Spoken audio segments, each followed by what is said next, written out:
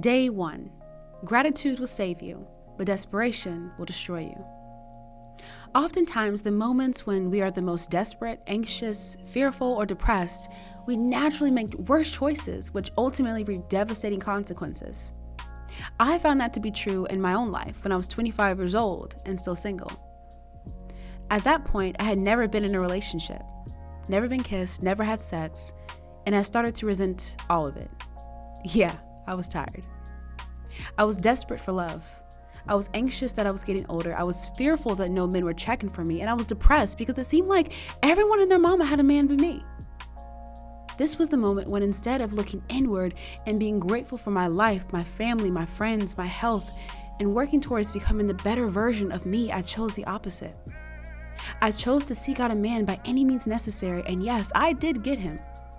And trust me, it wasn't like the movies. What I learned from that experience was that you are who you attract. Let's take this concept and break it down to a basic level. When you're in a mood to gossip, who do you turn to? Probably not the friend who would call you out and tell the other person, right? You would go where your tea is appreciated.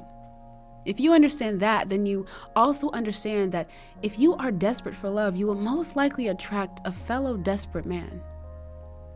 If I would have understood this principle before I started dating, then I would have worked on myself to the point where I was no longer desperate, anxious, fearful, or depressed. Instead, I would have sought to be grateful, hopeful, peaceful, loving, and pure. I understand that there are moments and seasons when being single seems like an eternity.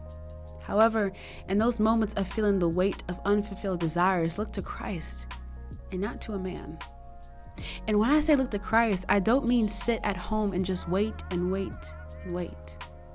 I mean, ask God 3 questions.